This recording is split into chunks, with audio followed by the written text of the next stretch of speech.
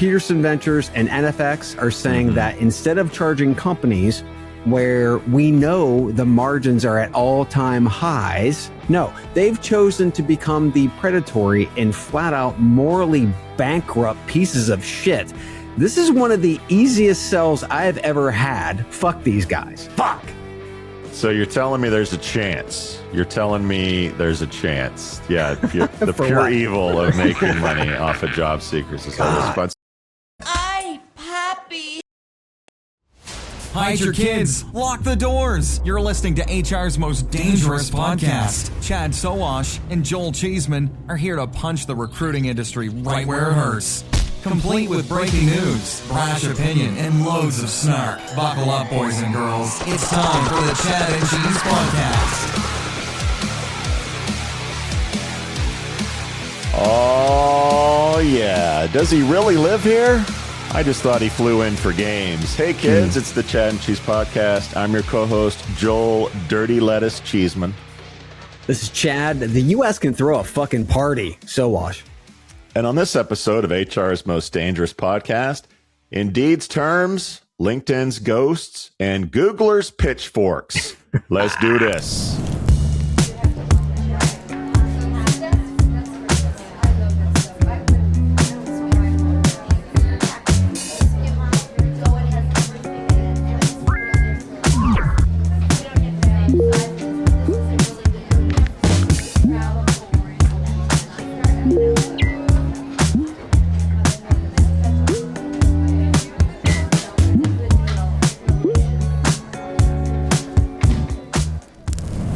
Chad, I'm happy to report, although you'll be surprised by this, that I have not been infected by Taco Bell's dirty lettuce. I am diarrhea-free. I'm diarrhea-free so far. Summer, knock on wood. Knock on wood. They're promoting it as explosive diarrhea. So wow, no part of that. No part of that. Wow. Well, and it's a good thing that the rest of the world got out of the U.S. for this epidemic. So that's pretty good.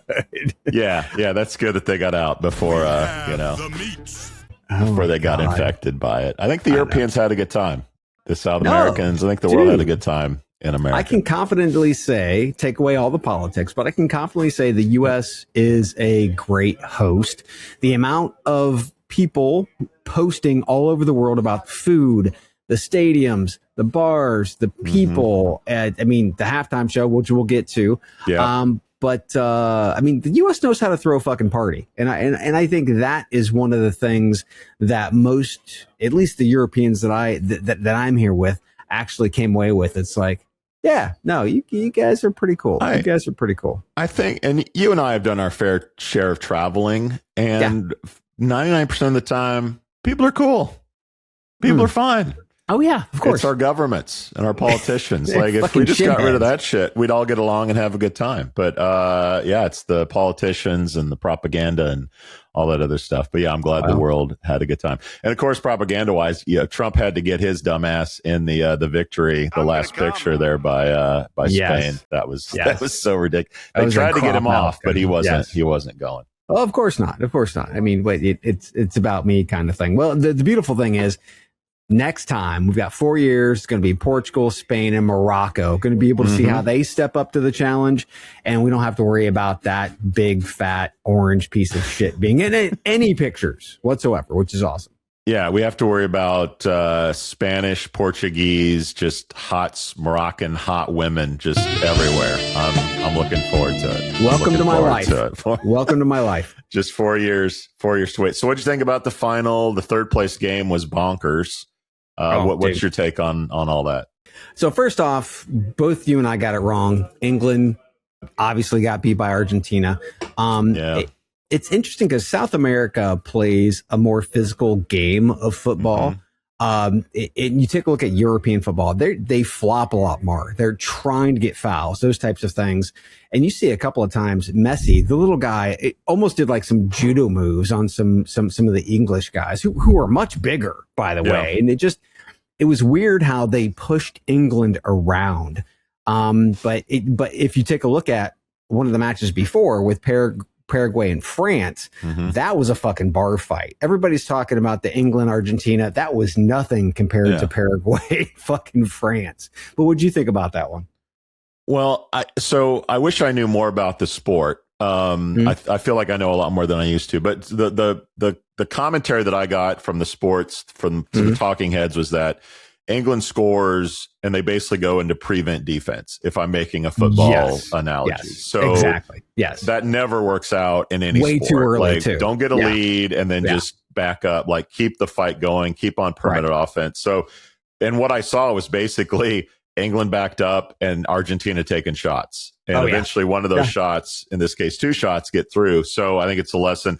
I think that coach is probably done in England. I think, is he a German? Possibly. Yeah. Which I think was controversial to begin with. So I think they're going to have a coaching change. But I think England Spain would have been a better game. I was really disappointed in hindsight 2020. Well, I was really disappointed in Messi.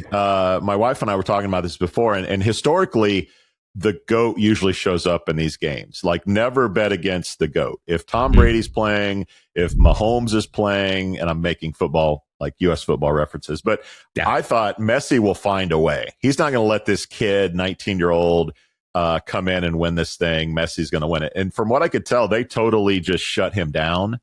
And the whole game looked like Spain taking shots on Argentina. I don't know how it wasn't down on the Argentinian side offensively very often. It was kind of a bummer of a final. And I think this demonstrates just how good of a team Portugal is, losing 1-0. And they lost it in the 88th, or actually in 90-minute plus. So we were watching that. But you take a look at Spain, they haven't lost in I don't know how many fucking matches. And they are just, their defense is so sticky. It's almost like, I think it's Nolan Richardson, who used to be at Arkansas. Yeah. Where it was like, they played 40 minutes of hell, where their defense was on you, full court press the entire fucking time. That was Spain. That was Spain in every match. They closed everybody down. And I mean, big kudos to them. You're going deep with the Nolan Richardson reference, by the way. That was real deep on people on that one. The French English game was insane. Like, that was so much fun to watch. Tale of two halves. I mean here's the thing. At half, I am watching this at the bar, at this bar, right? Watching it at the bar. And my buddies, and we're at halftime. They're up 4-0. England's up 4-0. My buddy looks around at me and he's smiling. He's like, "Oh yeah." They go as soon as France come out, they scored 2 quick ones. He looks at me. All the English in the bar had to go on suicide watch. We had to take their belts. We had to take their shoelaces. You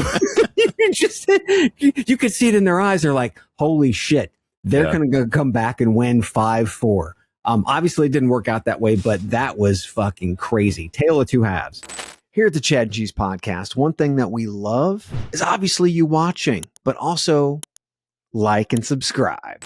Yeah, it was, I love the panic button. When like, maybe we should get Bellingham in there. Maybe we should make some adjustments to the team and get some of our stars in there. Probably a good idea. Probably a good idea. I will say I love the young talent. I love Lamine and Bellingham, and the Mbappe still young, Holland. The game is in a good spot for young talent. I think that's really, really exciting as someone that's fairly new to the sport. Agreed. A lot of great talent. I just hope, and it's one of those things that we say every 4 years as Americans, that we hope that we actually show up. Now this year we showed up. We got out of the groups. Yep. And then we had, dipshit play political games and whatnot, got slaughtered by fucking Belgium.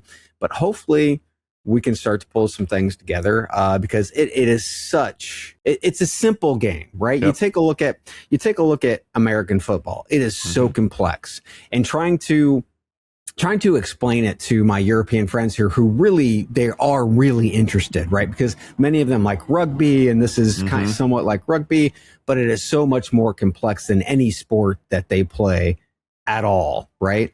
Yeah.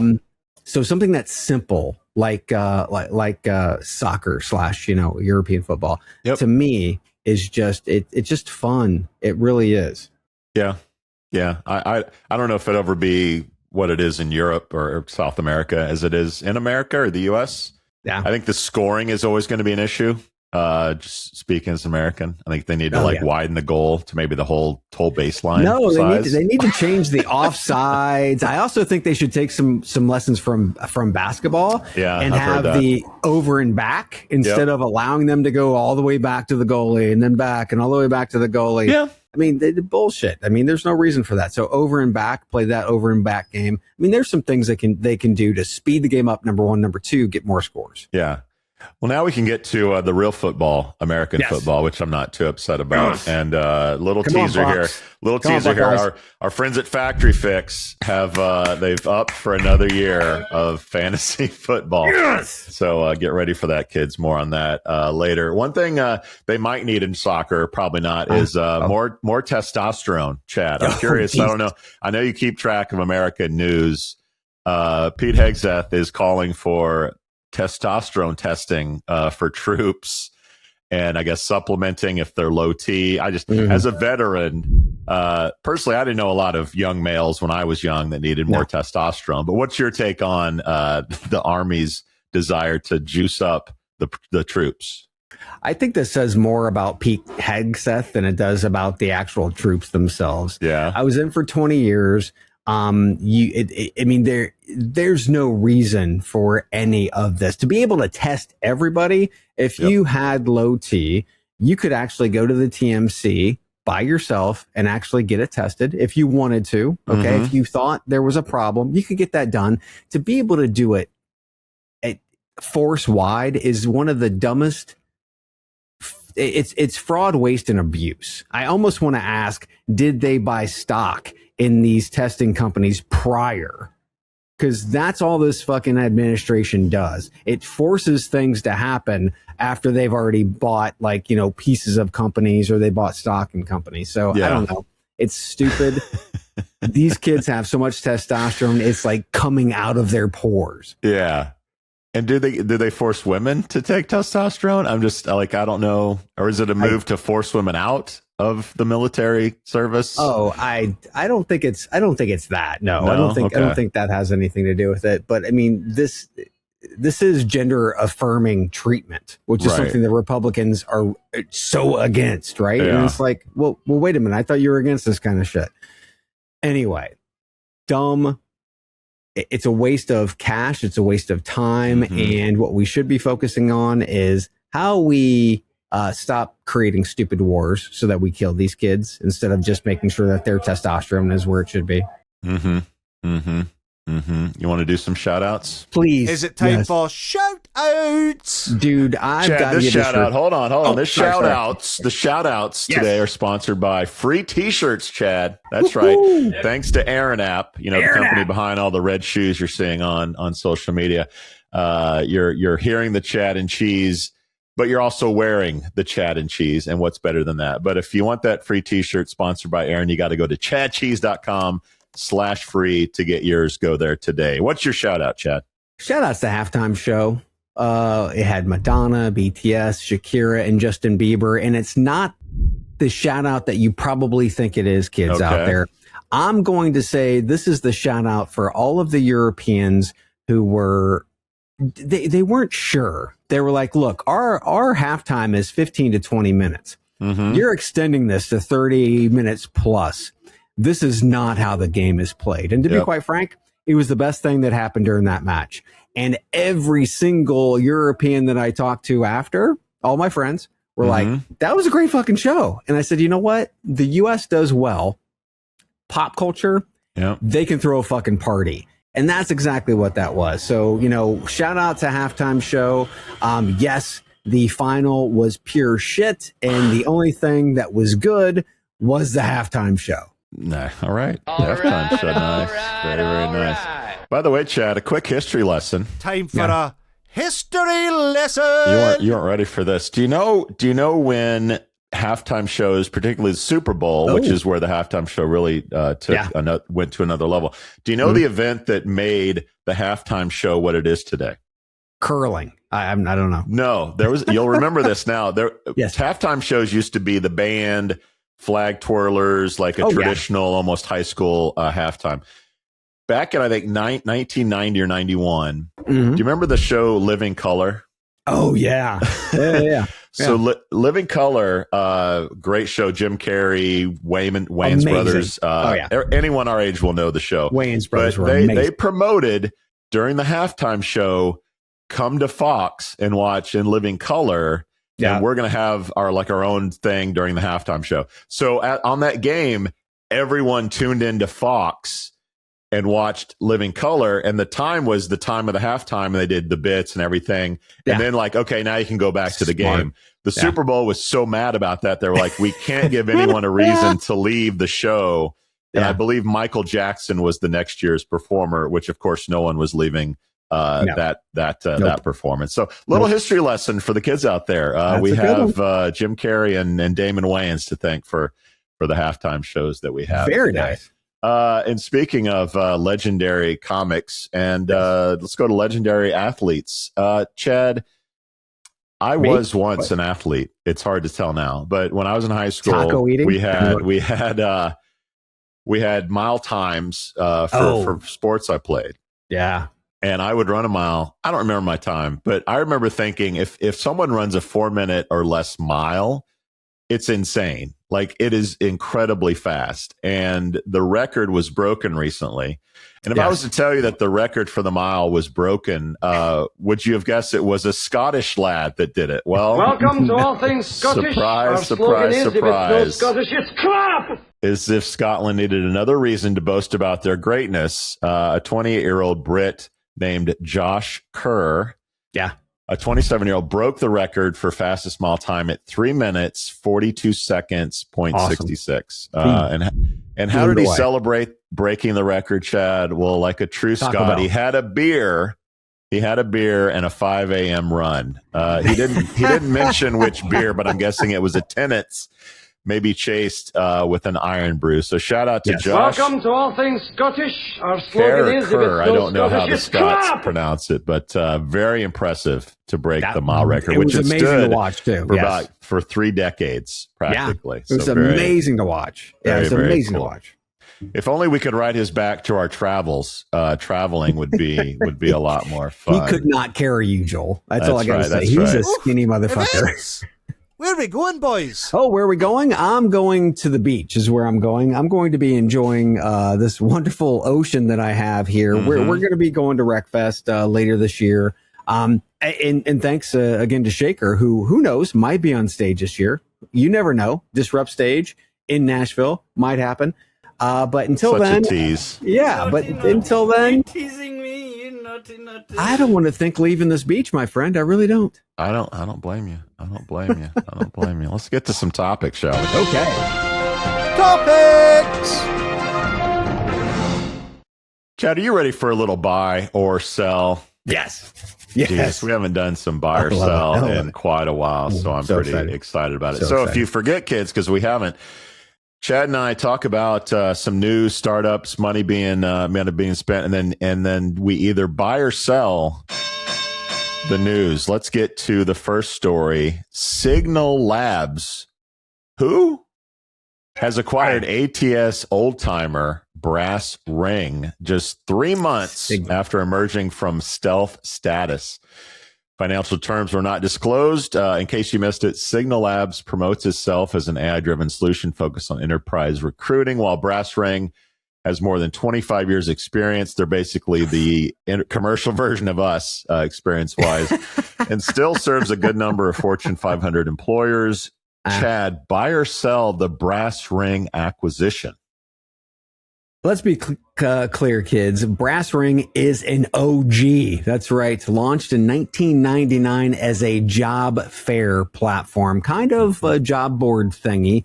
It morphed into an applicant tracking system, was acquired by Connexa, which was then acquired by IBM, and now it was broken off and sold to Signal Labs. 350 million candidates in 150 million countries. This is a data and signal play, and one that indeed, if they were listening to you and your prediction, Joel, they should have snapped up. But once again, a company from the outside the industry buying up unstructured data, which is really just garbage data and faint signals. Plus, when you add the multitude of nuances that 150 plus countries bring to this ball of nonsense, I love you, Brass Ring. I remember you during the glory days. But I can't sell those things fast enough. I can't sell it fast enough. Anyone notice this? I feel like I'm taking crazy pills. We forget more about fucking Brass Ring than we remember about Brass Ring. Remember the Connex acquisition in 2006 for like $115 million? That was huge at the time. It was, I don't know if this is like make Brass Ring great again. Campaign. I don't know. I mean, tell me how the Chi-Chi's reboot is doing, and I'll tell you how this deal is going to go. It is really weird. This company was they just came out of nowhere 3 months ago to buy this well-known property, which is still used by a lot of companies. Like they just don't. You don't leave your ATS. A lot of companies don't. These guys haven't. It's so surprising. So a little bit of digging into this. Lightspeed Ventures or Venture Partners basically is backing Signal Labs. If you go dig into Venture Partners or Lightspeed Venture, they have Eightfold, they have Personio, and then they have a ton of other companies that everyone knows, really well-known tech companies. So was someone directing this as we need to like plug in AI into an existing applicant tracking system or something that has a ton of data, and they went shopping and found out Brass Ring was for sale, which let's be honest, it's been for sale forever. People are willing to do. So it's like venture backed, a lot of money, AI, let's buy this old property. Let's, put a new roof on it. Let's add a room, whatever. And then like, let's plug the current clients into it. I mean, it's a long shot to take this old property and fix it up. So I'm gonna sell it for business reasons, but for straight entertainment value, my God, I'm buying the hell out of this. Can these guys turn Brass Ring around and make it into an AI juggernaut? I don't know. I don't know, but it's going to be a hell of a lot of fun to watch. All right, that's our first buyer. So let's get to our second story here. Adzuna has acquired the assets of Joblift, a German-based employment site.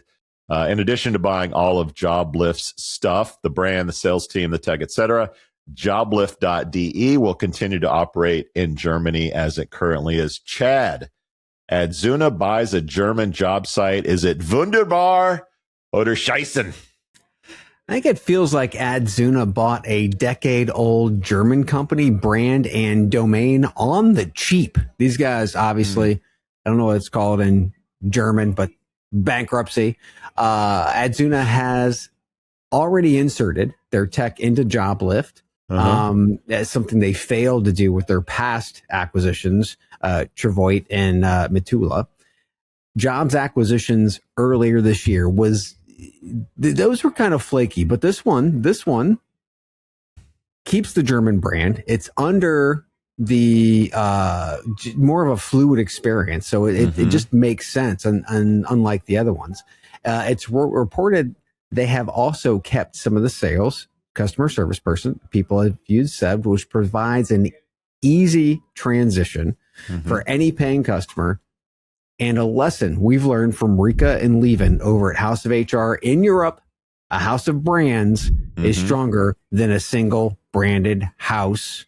It's a buy for me. It's a buy. I'm the best there is. It's a buy. Simple. I mean, I wake up in the morning, I piss excellent. Interesting take. So a little bit of macro here. Germany's economy has been sort of kaput. If I'm using some Germanisms, 2022 or 3, they were in recession, lasted a couple years. They've since come out of it in large part because they're quote unquote building the Europeans' most lethal army by like 2039 or something. So good news is the Germans are rearming, at least for the economy, because they're building jobs again, while the Chinese destroy the strong German car industry. But that's a different show, different interview. Let's go to Adzuna real quick. So Adzuna has been around for a while.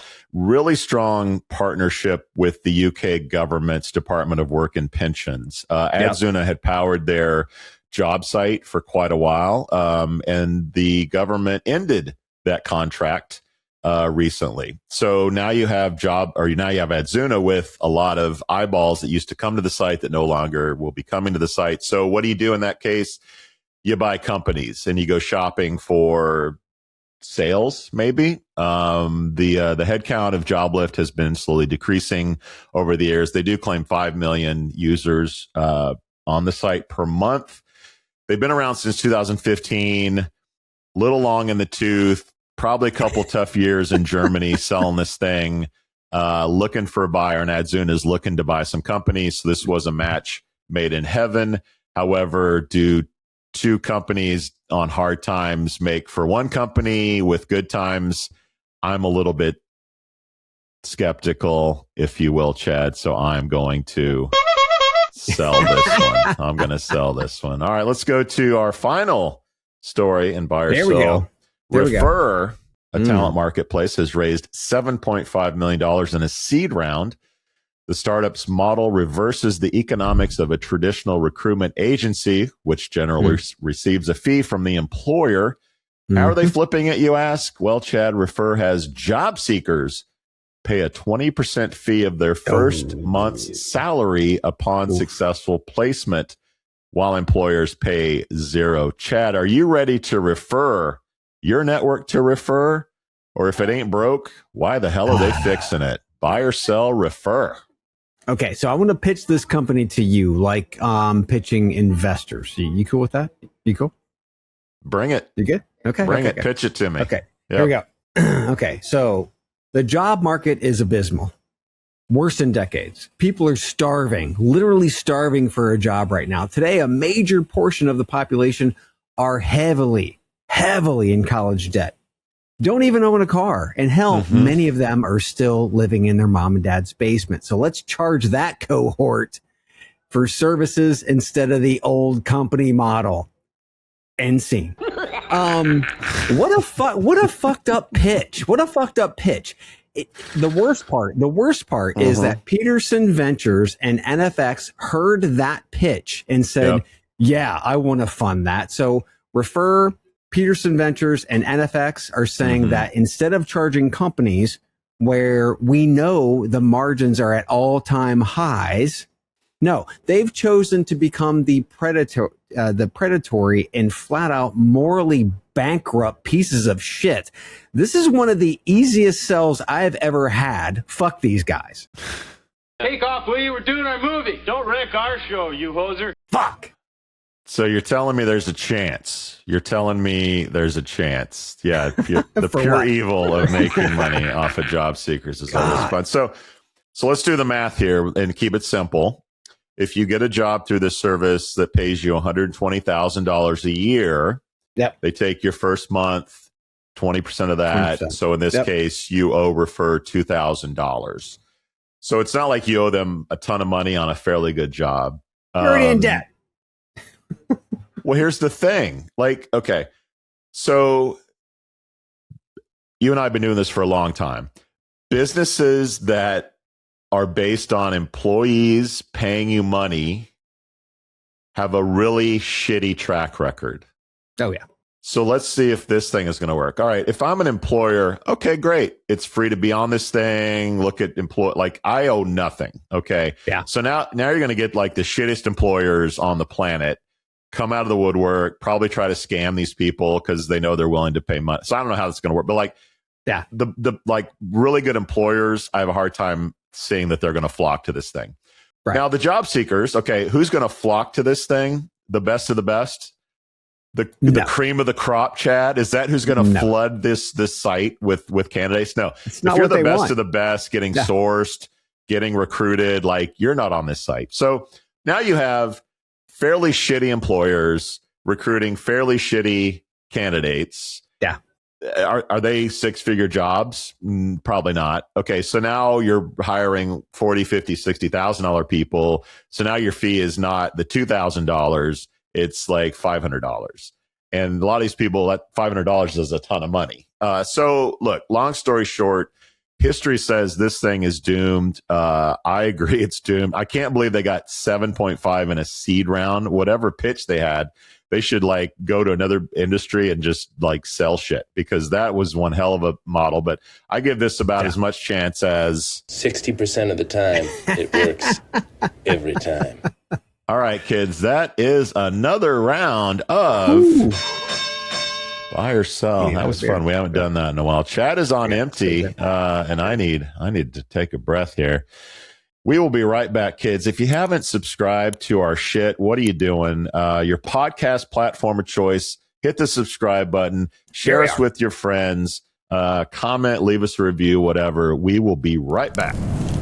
Hello, I'm Omar, founder and CEO of JobPixel. I'm going to talk about two things. Number one is JobPixel. We do short form video content. So if you're a recruitment marketing or employer branding leader, you have to do video content, collect content from your employees. You're going to be able to show impact that you've never seen before. Number two, I would love to talk about People Brain Collective.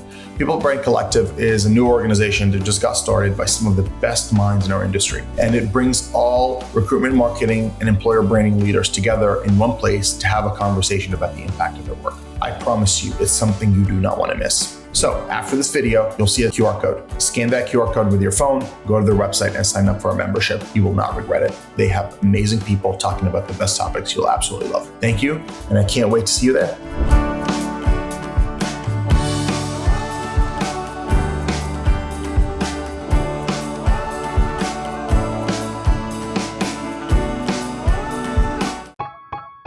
At Shaker Recruitment Marketing, our comprehensive services include branding, talent attraction, MarTech, and analytics, empowering you to achieve your recruitment marketing goals.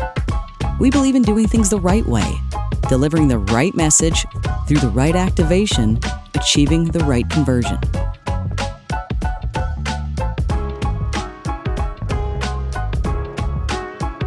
For us, business is deeply personal. Our legacy is built on relationships. Together with our people, clients, and partners, we've been shaping the world of talent for over 70 years.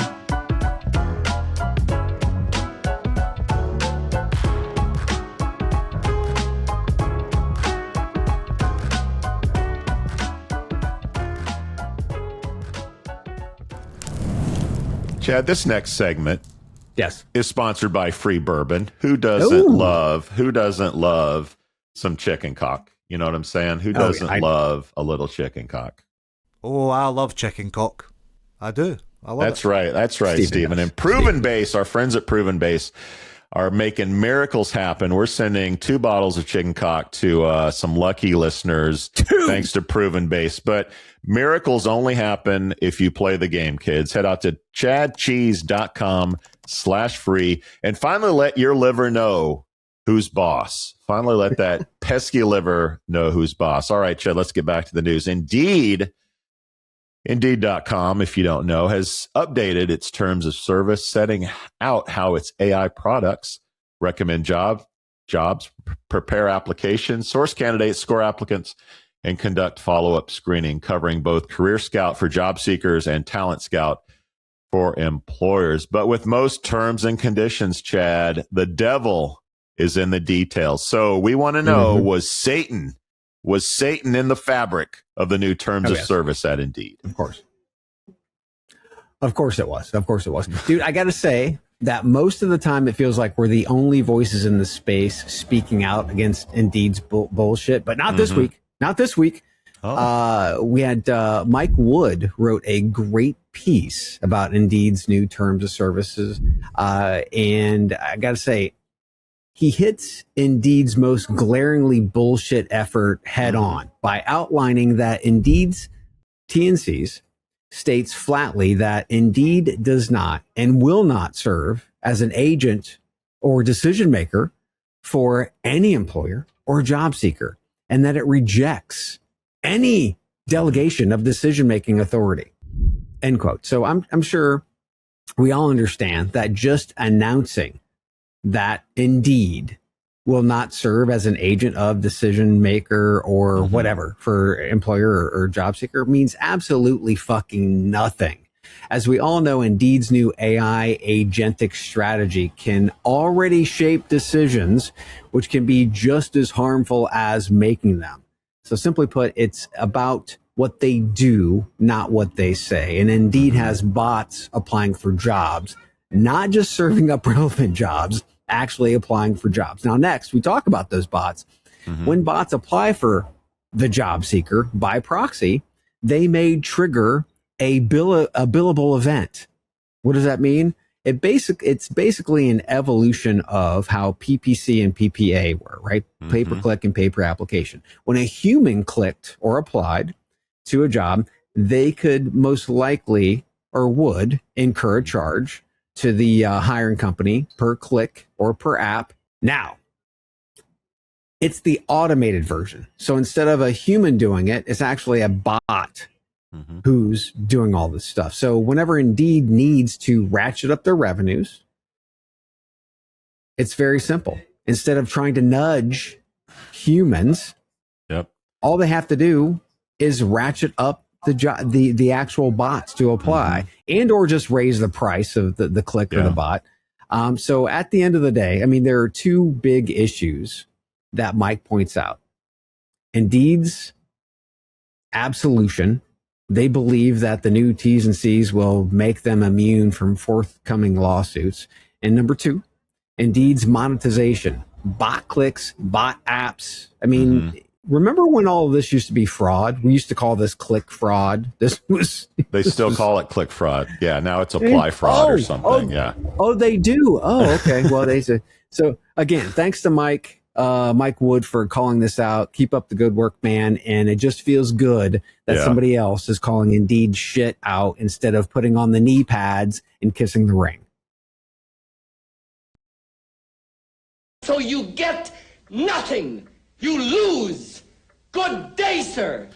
So I read primarily two things in Indeed's new terms of service. Number one, privacy is dead.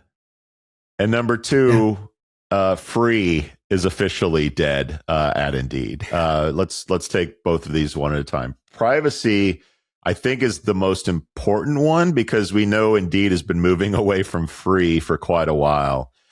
But what they outline in this new terms of service for the job seeker is pretty scary. Like when a company does a background check, they look into your public records. Did you commit a crime? What's publicly available?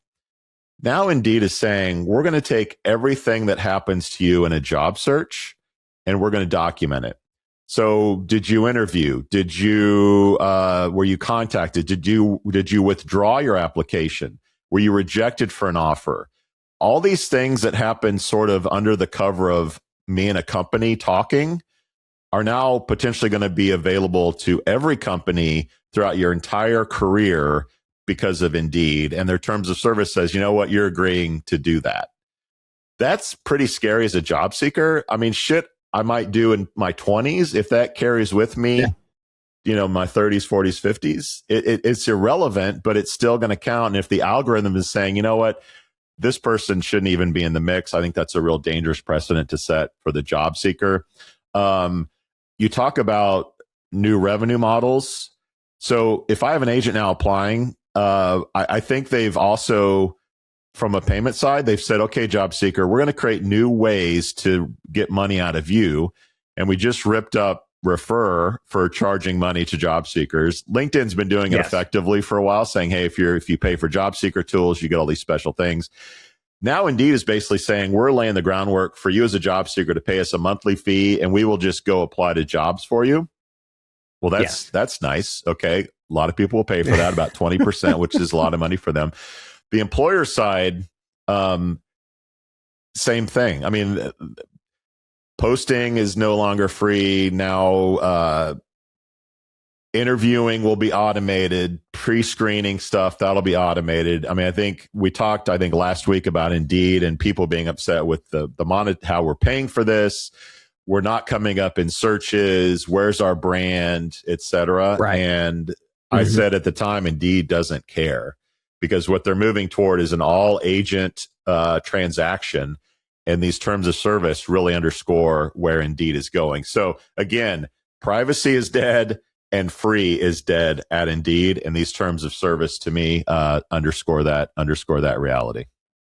One of the things that we talked about last week too were disposition codes, and there's signals, right? And a lot of these signals are just, they're not even fuzzy. They are at clearest muddy, right? They're muddy signals. And Indeed is training off of all of these muddy signals, because you've got to remember, humans are making these decisions. Humans don't have time. Well, first and foremost, humans are creating these job descriptions, which are shit. So it's garbage in, garbage out. Then not to mention, they don't have the capacity to actually have time to go through and find the best candidate. So even if you were the best candidate, you might not be found because there's not the capacity for somebody to actually find you within the actual system itself, because they're too fucking busy, right? In this case, if the bots are making the decisions, which they're saying they're not, but let's say they're shaping the decisions, they're still learning off the decisions that they're shaping themselves. They're getting high on their own supply. And that is just going to make this really fucking bad for any company and any job seeker. And when they start going through their audit process and they say, well, you know, we have T's and C's. They've signed these things. It's not us. It's not on us. It's on them. No, the system, how the system works, it's on you. So at the end of the day, this is not going to end well. It really is. Bruh. And you better check yourself before you wreck yourself, Chad. Look, I mean, do job seekers that have agents, do they get preferential treatment in applying? If I pay more, do I get a better chance? So like, there's so many ways to algorithmically play this and get more money out of their users. The other thing that I think is going to be a growing concern, especially for employers, is agents that go off the reservation, that agents that just go rogue.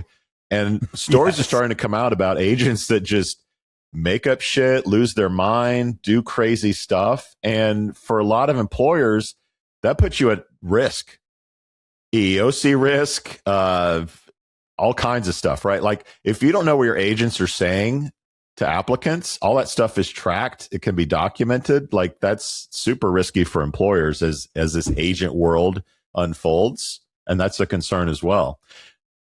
Imagine if you're a contractor, a federal contractor, and you're receiving tens or hundreds of billions or millions of dollars from the federal government.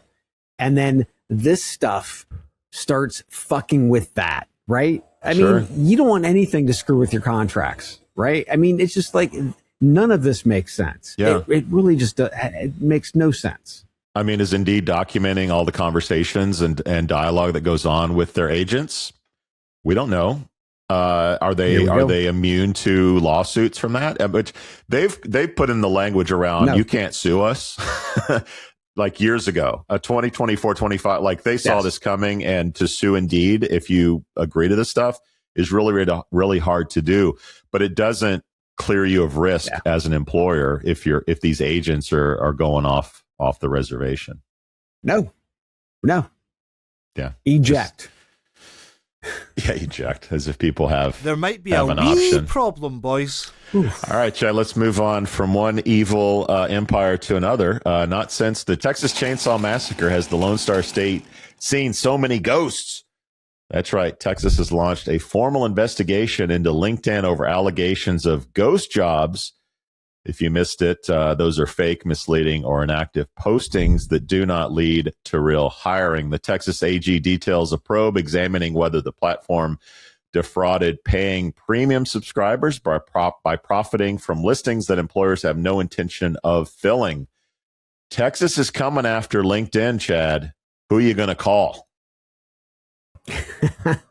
Ghostbusters, get it? Yeah, I saw that. Ghostbusters, yeah, I get that. Yeah. So I personally think this is a great discussion and one that we've been having for decades. But because again, the market is abysmal. There's a lot of shit that's out there. There's a lot of spammers that are out there. So what constitutes a real job? right? I mean, that's the big question. And are evergreen jobs real jobs? Another good question. What about trusted jobs? Do you know where they are, or even better yet, trusted sources of jobs? I think these are questions that I actually had to deal with 15 years ago in building the National Labor Exchange and working with state workforce and federal government. And it was very simple for us. First and foremost, a trusted job came from a trusted source. The trusted source, primary trusted source, was directly from the corporate career site, right? Now, if you were a smaller company and you didn't have a corporate career site, well, most of those companies had to post into the state job banks. Trusted source, right? Boom. Because you had to have a business number, you had to have an EIN, an SEIN, those types of things before you could actually post. So you were trusted. You have trusted sources, and that's the thing. If LinkedIn isn't currently using those trusted sources, they do have a free, and they do have a ton of profiles that are out there that are obviously bogus profiles. But they're going to have to start cleaning that up.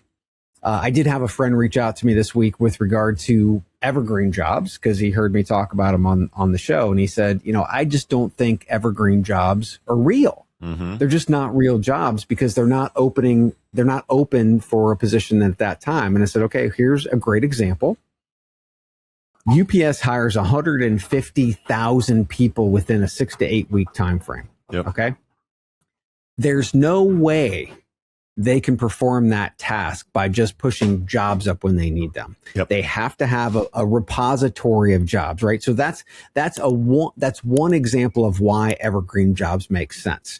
I think the hardest part about a lot of this discussion is we have government who really doesn't understand what's happening on the corporate side. And then we have the corporate side of the house that doesn't understand why it's important for the government. We need those, and we've done this before. We need those to get together to be able to talk about trusted sources and how we clean the system. Now, most of these other systems, and I'm not saying LinkedIn, but most of these other systems don't give a fuck. I mean, they take jobs from anywhere and everywhere just to say that we have 10 bazillion jobs, right? And I think that's going to be one of the major problems. Is I don't think LinkedIn is one of the big problems, but again, you've raised some fair points, Chad, but I'm going to go a different direction.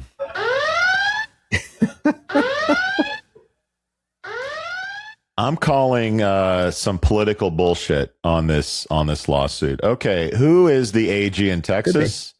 It's Ken Paxton. What is Ken Paxton doing? He's running. What do people running for office love? Headlines, especially headlines that make it look like you're for the working man and woman. You're here to protect the job seekers, the people looking for work. So these make great headlines. I'll also add that who has a headquarters in Texas? Indeed.com. Who is Indeed.com's biggest pain in the ass? LinkedIn. Okay, where's LinkedIn headquartered? California. Who founded LinkedIn? Reid Hoffman. Who's a big-time Democrat? Reid Hoffman.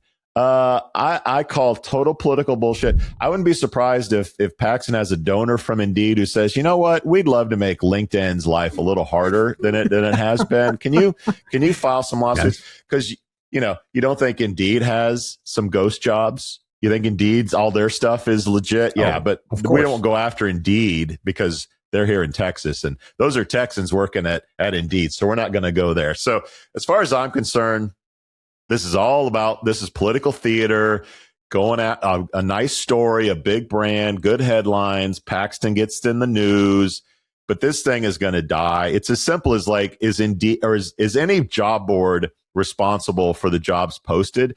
Are they supposed to police every position when they're filled and how all this? It's like saying that the New York Times is responsible for a classified ad in their newspaper. Like they can't police everything that goes on. This is political theatrics. It will die after the election, and hopefully Ken Paxton will go away after the election as well, because he is. Well, anyway, I won't get political on it, but This is all about politics in Texas. So I think you're wrong with regard to our job sites. There's a shared responsibility between job sites and companies and their systems and being able to maintain their systems, right? And I think that's one of the biggest problems we've had over the years is that when a company like scrapes or takes feeds from another company, and then there's a company that might have a fucking spreadsheet with their jobs in it, right? A lot of that. There are so many companies today that literally, as soon as a job is posted within their applicant tracking system, seconds later, it's distributed out to different distribution points, job sites or what have you. And when it's taken down, same thing happens, right? There's no reason that can't happen. It can't be the actual standard. So we've gone beyond the newspaper. Yep. We can do better. And I didn't think that I was hoping it didn't turn political, but since it did, I'm going to say vote Tal Rico, vote Tal Rico, vote Tal Rico.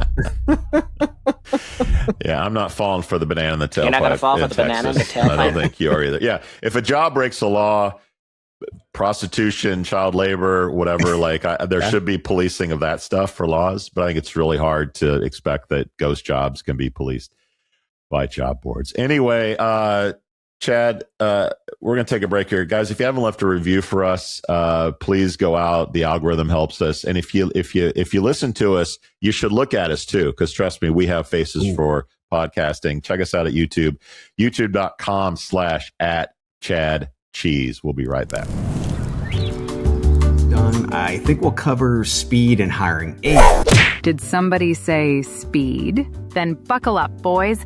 You're about to learn how to hire fast. Who is that? Vetty Betty. From Vetty, the hiring acceleration platform. Come on, man. Keep up. What's up, Betty? Hey, Chad. Vetty makes high-compliance hiring easy. Background checks, licensing verifications, and health screenings. All in one place.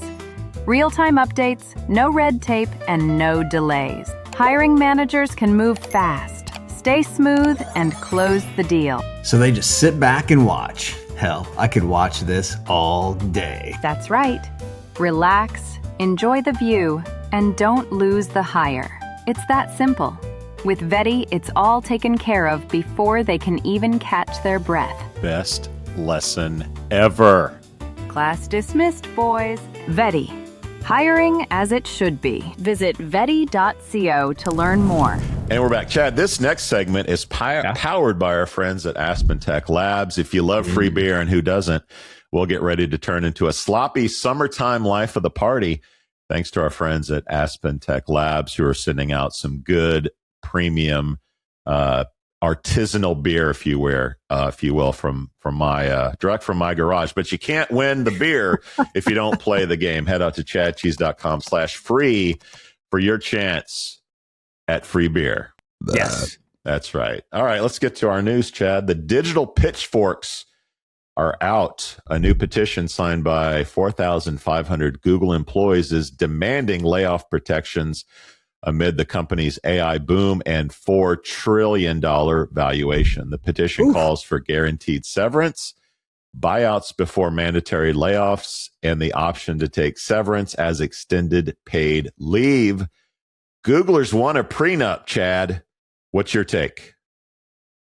Yeah, I think it's really simple. Google spends $70 billion to buy back stock just about every year. Mm-hmm. So asking for a guaranteed severance and buyouts, I think is more than fair. I mean, those individuals helped propel the company's performance, which impacts sales and stock performance. So they deserve a little taste, especially on the way out. And the same thing goes for companies like Oracle, Amazon. If your company can afford a stock buyback, you can afford to pay the people. To me, it's simple. Pay your people. Robots? You think a robot can replace me? So for a little context, Google employs hundreds of thousands of employees. So 4,500, it may seem big in relative terms, depending on who you work for, but in Google terms, it's not a ton of people. So I don't know if this moves the needle. I think it makes it for a good headline. I don't know how much power they have to back this thing up. But what I do like is what it could mean to retention. So in a marital prenup, are you more likely to work things out if you know you're going to lose a lot of your shit or not? Like, depending on what's like, it might keep you in the marriage a little bit longer to know that let's work something out, or hey, here's what we're agreed upon. So I do like the idea of, as a retention recruiting tool, to say, you know what, if you come work here, we're going to guarantee a severance. If there's a layoff due to AI or technology, like, we will take care of you, and it's here in writing if this happens. Otherwise, you're just expecting that the company will do the right thing, that they'll be beneficent and give you money and pay you a good severance. Nah. So I do like it as a recruiting tool and retention tool to say, look, no other company is offering you guaranteed severance if we lay you off in regards to technology. So I do like it as that, from that perspective, and that will make other companies adopt it. I think Google's lawyers will bury this thing under a pile of, paper, and it won't go anywhere because it's still such a few number of employees. But I do like it as a retention tool. I don't know. I think companies should adopt it if they want to recruit some of the best people.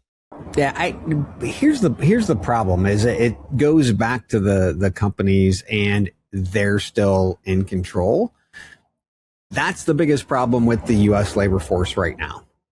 Company has all control. There's the relationship is not balanced at all.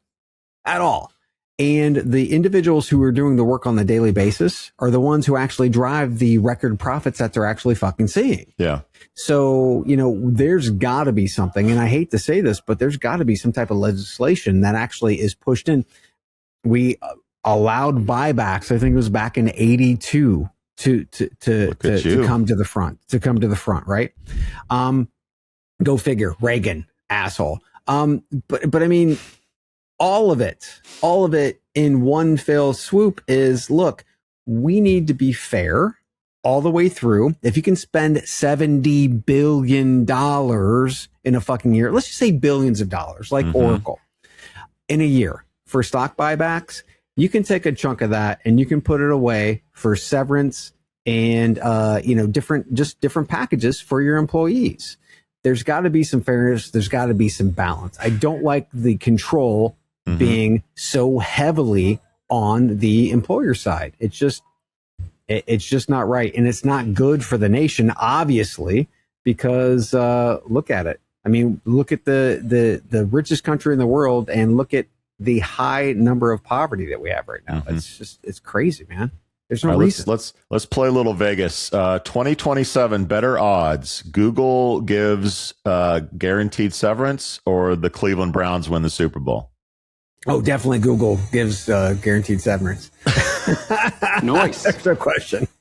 Well, one guaranteed thing in Vegas is a dad joke to end the show. And I was on such a high over last week's naughty joke, so I gotta keep it going. Emmy, I'm messaging her right now. Yeah, blame the Brits like everything else. What's the difference between virgin olive oil and extra virgin olive oil?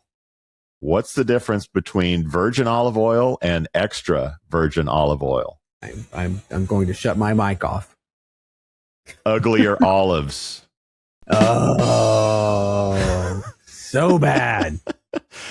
Emmy, we out. Thank you for listening to, what's it called? A podcast. The chat. The cheese. Brilliant. They talk about recruiting.